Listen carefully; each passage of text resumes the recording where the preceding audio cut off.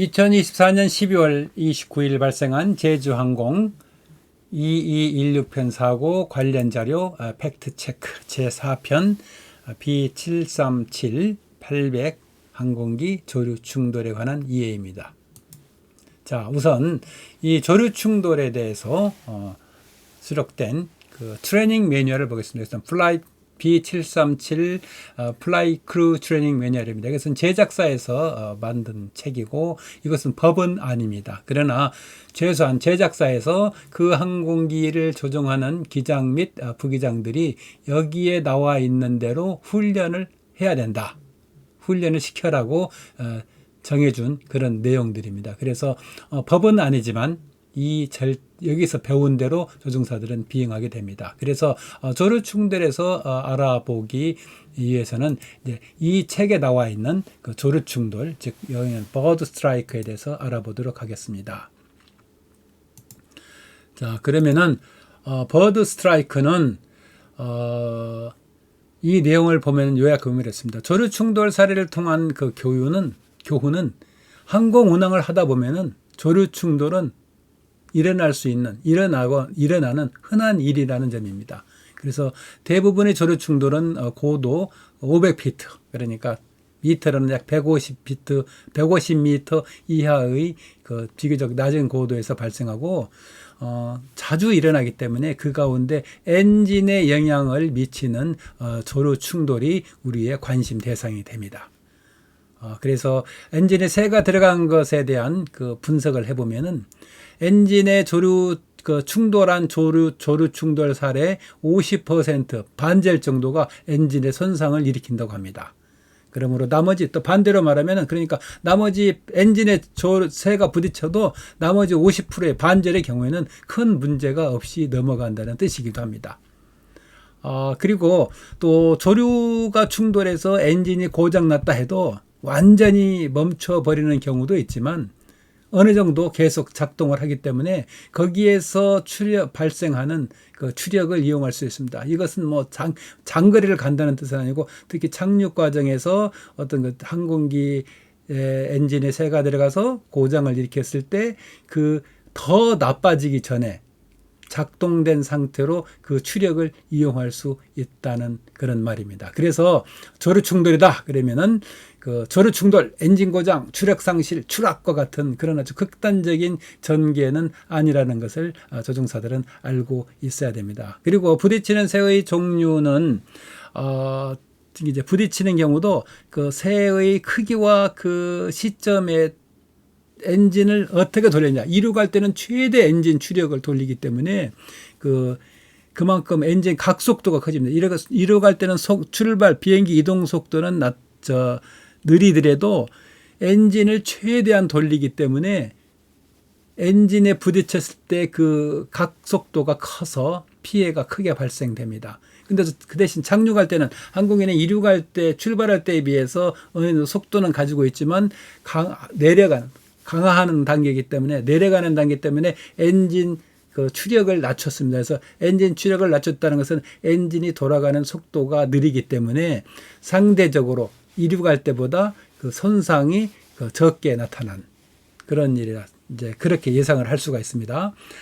근데 이제 그 엔진 조류 충돌로 인해서 엔진이 손상될 때 나타나는 가장 그 흔한 그 현상은 맨 앞에 있는 팬 브레이드라는 것이 있는데 그 팬 브레이드가 부서지면서 손상되면서 항공기 엔진 자체에 상당한 진동과 그다음에 그 영향으로 항공기 배출 가스의 온도를 높여서 그 피해를 이제 유발합니다. 그리고 특히 이제 가장 심각한 경우는 그 팬 브레이드가 떨어져 나가면서 마치 그것이 각속도가 있기 때문에 원심력에 의해서 엔진을 뚫고 나가서 다른 엔진을 친다든지 엔진 자체에 있는 그 부품을 손상을 일으킬 수 있는 손상을 유발해서 다른 그 예상되지 못했던 우리가 그 흔히 대비하지 않았던 그런 현상이 일어날 수 있고 엔진 4개짜리 같은 경우는 한쪽 엔진에 2개씩 있는데 그 한쪽 엔진의 바깥쪽 뒤에 있는 엔진에서 그것이 파편이 나가면서 옆에 있는 엔진을 손상을 시킬 수도 있고 또 그것이 이제 최악의 경우에는 거기에서 빠져나온 그것은 마치 총알보다 더 빨리 빠져나가는데 그것이 동체를 뚫고 이렇게 그 동체에 박힐 수도 있는 그런 그 현상을 합니다. 근데 그렇게 심각하지 않더라도 일단은 조류 충돌이 의심되거나 조류 충돌을 경험을 했다면 그건 반드시 그 정비사 내려와서 정비사들이 아주 세밀한 점검을 해야 됩니다. 자, 그러면은 이제 아까 이륙할 때도 있고 내려갈 때 이번 그 제주항공 사고는 내릴 때 조류 충돌이었기 때문에 저 착륙 과정에서 일어나는 조류 충돌은 어떻게 다룰 건지 그때 승무원 그 조치에 대해서 이렇게 여기 어떻게 기록되어 있는가 살펴봅니다. 접근 또는 착륙 중에 조류 충돌에 대한 승무원의 조치, 이제 crew action for bird strike during approach or landing. 그러니까 이번에는 이제 접근해서 착륙하는 과정에서 단계에서 조류가 새에 부딪혔다고 조종사가 선언을 했기 때문에 이 자료를 읽어보면 이렇습니다. 착륙이 잘 읽어보면은 착륙이 확실하다면 착륙을 위한 접근을 계속하는 것이 오히려 선호된 그런 옵션이 선택지가 되겠습니다. 그래서 그렇게 내리는데 조류대가 막 더 많은 조류대가 온다. 그러면 이런 경우에 부득이하지만 그 조류 무리를 통과해서 착륙하면 됩니다. 그때 이제 그러면은 가능하면 엔진 속도를 늦추기 위해서 추력을 적게 맞춰줍니다. 그리고 이제 만약에 그렇게 해서 그 새가 막 부딪혔는데 실제로 엔진이 고장이 나지 않거나 잔여 추력에서 내릴 때는 내려가지고는 뭐냐. 지금 그 내릴 때는 엔진 추력이 적은 상태로 내려는데 딱 착륙한 뒤에 우리가 말하는 역추적, 영어로는 리버스 스러스트, 역추진 추력을 사용할 때는 다시 엔진 회전수가 올라갑니다. 아니면 이제 다시 착륙하지 않고 고라운드를 할 때 다시 엔진을 증가시키면은 추력을 증가시키면은 엔진 속도가 빨라지기 때문에 저속 상태에서는 그 견딜만한 그런 그 작은 고장도 그 상승한다면 큰 고장으로 발전될 수가 있고 악화될 수가 있고 착륙해서 역추진 추력을 사용하는 과정에서 다시 엔진에 그런 손상을 일으킬 수가 있기 때문에 그런 것을 잘 고려해야 된다는 그런 말이 되겠죠. 자, 그러면 어쨌든 조류 충돌이 일어나서 뭔가 엔진이 멈췄다. 엔진에 고장이 났다. 그러면 이제 다음에 이어지는 건 뭐냐면은 이 말입니다. Engine failure on final approach. 그러니까 최종 접근 구간에서 엔진이 고장 났을 때 어떻게 해야 될 것인지. 자, 여기 보면 이제 오른쪽에 있는 거. 그것이 이제 착륙 과정에서 아까 조류 충돌은 이제 일단 조류 충돌을 일으켜서 엔진이 고장 나지 않을 확률이 반반이다. 근데 고장이 난 경우도 잔여 추력을 이용할 수가 있고 굳이 그냥 그 상태로 바로 내려버리면 되는 그런 경미한 상황도 있는데 이번 이제 어쨌든 어떻게든지 엔진이 고장으로 발전됐다 할 때 이제 우리가 어떻게 할 것인지에 대해서 이제 상세하게 써놓고 있습니다. 그래서 이때는 어떻게 착륙에 필요한 프랩을 내리고 이제 최종 접근 아까 말했지만 안정 접근 구간에서 내려올 때 조류 충돌이 일어난다든지 이렇게 해서 엔진이 고장이 발생하면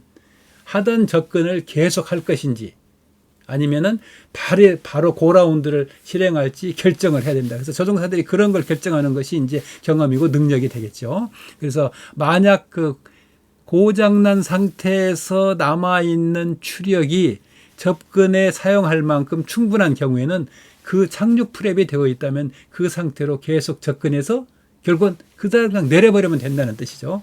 근데 만약 그 상황이 나빠져서 고장난 상태에서 접근이 계속할 만큼 그 추력이 충분치 않다면 이제 착륙을 위해서 내렸던 그 착륙 그 형식을 다 거쳤으면 대개 지금 항공기가 거추장스럽거든요. 근데 그 프랩도 40최 착륙 프랩이라는 것은 내릴 때는 양력을 얻는 데 도움이 되지만 그것을 이제 박차고 올라갈 때는 그것이 바로 항력이 되고 항공 용어로는 항력이 되고 우리가 말하는 것으로 느끼는 것은 저항이 되는 거죠. 그래서 그 프랩을 빨리 올려주고 그 프랩을 올려서 저항을 적게 해서 빨리 상승을 하고 기아는 확실히 확인하고 고도가 저고도에서 할 때는 잘못하면 땅에 닿아버리면 안 되니까 땅을 닿지 않고 상승이 충분히 확인됐다 할 때 그때 기압을 하는 것입니다. 자, 그리고 이제 그런 말이 여기 이제 쭉 이렇게 써 있습니다. 자, 그러면은 다음 이어서 이제 살펴보면은 어떻게든 조종사가 만약에 이런 판단을 했다면은 그것은 존중되어야 되고, 그 다음에 이제 이번 사례에서 보면은 그 프랩을 그 생각보다 빨리 통상적인 하는 것보다 빨리 올렸습니다. 그래서 나중에 이제 그 다음 편에서는 나오겠지만 프랩이 다 올렸습니다. 그래서 착륙 프랩이었던 것, 즉 그 450피트까지 안정된 고도에서 조종사들이 관제사에게 기아나 프랩에 대해서 그 비정상적이었다는 통보를 하지 않은가 보면은 분명히 내릴 때는 프랩하고 기아는 제대로 작동이 되었던 것 같은데, 실제로 내릴 때 4분 만에 내리는데 그 내리는 과정에서 보면 프랩이 그 올라간 상태로 착륙했습니다. 그래서 그 이유는 뭔지 우리가 확인을 해봐야 될 필요가 있습니다. 그러면 이렇게 엔진, 조금 전에 그 착륙 접근에서 엔진이 고장난 상태를 우리가 이제 이렇게 어떻게 하라고 설명이 되어 있었는데, 이것을 이제 보면은, 이것은 이제 이런 일이 생겼을 때 조종사들이 직접 보고하는 이제 Quick Reference 핸드북. 그래서 우리가 조종사들은 이제 QRH라고 합니다. 그래서 항상 무슨 결함이 생기면은 그 페이지를 펴서 거기에 써진 대로 일단은 수행을 하는 그런 절차가 되겠습니다. 그러면은 거기에서 이렇게 보면은 그 내용 전체적으로 보면은 이런 말이 있습니다. 자, 여기 보면은 파란색 부분에 이것은 조종사들이 그런 비정상적인 상황이 생겼을 때, 즉 비상 상황이 생겼을 때 읽으면서 따라서 하는 그런 절차인데, 중요한 것은 뭐냐? 이 절차라고 해서, 즉 제작사에서 만들어준 절차라고 해서 그 비정상적인 상황에 대해서 그 체크리스트를 만들려고 많은 노력을 했지만, conceivable한, 여기 보면 이제 conceivable한 단어인데, 이것은 뭐냐, 우리가 상상할 수 있는 모든 상황에 대비한 체크리스트를 만드는 것은 불가능하다. 그게 무슨 말이냐면은, 그 특이한 그런 상황이 생기면은 그 글로 써진 그 절차만 가지고는 안 된다. 그래서 그것을 응용을 해야 된다는 것이죠. 즉, 그 adjustment 아니면은 deviation이라는 그런 단어를 써서 우리가 바꿔야 돼. 특히 안전이익 개념에서 보면은 이것이 매우 그 다양한 방법으로 지금 추진이 되고 있습니다. 시행이 되고 있기 때문에 이제 나중에 기회가 되면은 안전이익에 대해서 설명할 때 이것에 대해서 자세히 말씀드릴 기회가 있을 것입니다. 자, 그러면은 이제 오른쪽에 보면은 특히 이제 그 오른쪽 표시에 보면 정말 이게 이제 이번 관련이 되어 있는데, 여기 이제 오른쪽 그 내용은 그렇습니다. 체크리스트에 아까 엔진이 고장 나면은 그 엔진을 그대로 제한되지만 잔여 추력을 가지고 착륙을 해버릴 것이냐, 아니면 그것을 꺼야 될 것이냐. 근데 이제 이 절차에, 우리가 말하는 그 성문화된 절차에 엔진을 꺼라는 그런 그 스텝이 있습니다. 그 지시가 있을 때 그것을 실제로 그 비행 중에 엔진이 이제 그 고장 났고 그 절차의 여기 내용은 이제 그렇습니다. 실제로 비행 중에 엔진이 고장이 났고 또 그 논노멀 프로 절차에 그것을 끄들어 가는 체크리스트가 있어서 그것을 수행해야 한다면은 그 기장은 이제 뭐냐면 이제 이런 것이 이제 기장이 해야 될 일인데, 기장은 그것을 실제로 그거 하기 전에 엔진을 끄는 것이 좋은지, 아니면은 고장난 상태지만 아직 남아있는 추력을 유지해서 그것을 이용해서 그 비행을 하는 것이 좋은지, 그 안전한지 그 조치 여부를 판단하기 위해서 굉장히 심사숙고를 해야 됩니다. 그래서 무조건 절차했다고 엔진을 꺼버리는 것은 이제 끄는 것은, 특히 왼쪽 엔진이 오른쪽 엔진이 고장 났을 때 왼쪽 엔진을 꺼버릴 수도 있고, 그 다음에 그냥 아까 조금 전에 말이 반복되지만 고장은 났지만 여전히 부분적으로 돌아가기 때문에 그 잔여 추력을, 아니면은 그 제한된 그런 그 추력을 이용해서 항공기를 공항에 활주로에 착륙시키는 것이 좋은지 항상 그렇게 아주 심사숙고해서 판단을 하라는 것입니다. 자, 그래서 이번 비행기도 이제 오른쪽 엔진이 지금 이제 고장이 났는데, 그러면 오른쪽 엔진을 끌지 안 끌지는 우리가 살펴봐야 된다는 것이죠.